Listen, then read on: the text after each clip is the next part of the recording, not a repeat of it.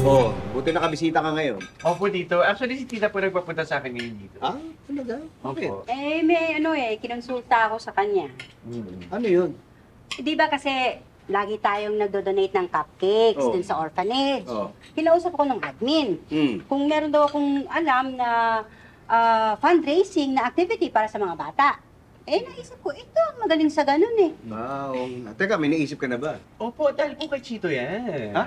Oo.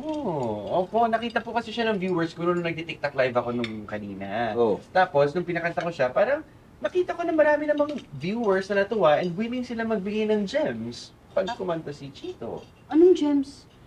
Parang tip po yun, Nay, tapos convert na pera. Yes, yun mismo, yun nga po.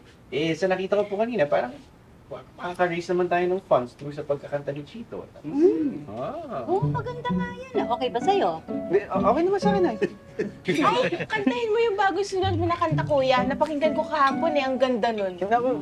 Hindi kasi pwede, pang duet kasi yun. Ba't yun lang kayo ng nanay mo mag-duet? Ano? Ako? Oo. Pwede ba yun? Pwede naman, Tay. Tuturo ko po kay nanay yung kanta. Oo. Hindi. Makatingin na lamunan ko eh. Baka hindi ko kaya. Ay, pag hindi kaya ni ma'am, ako na lang mag-duet sa'yo.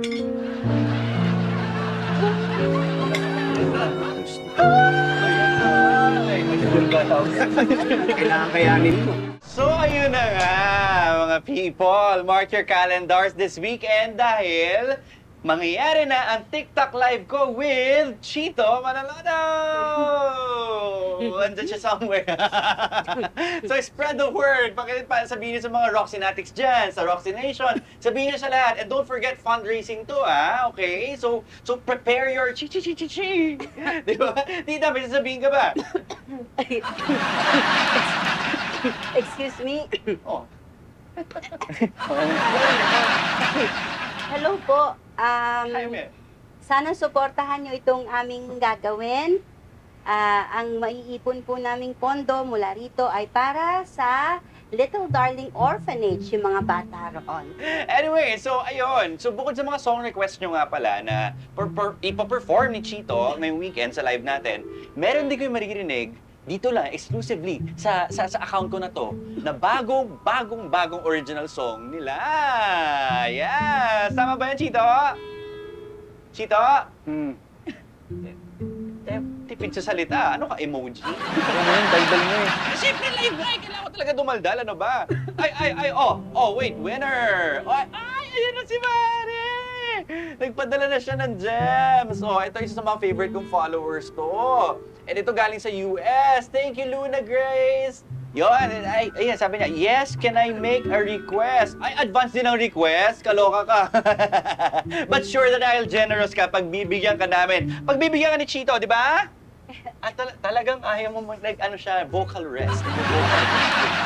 So sige, anong song request yan? Sabihin mo lang yan, kaya namin yan. Andiyan ba yung gitara mo? Andyan yung, pwede sa...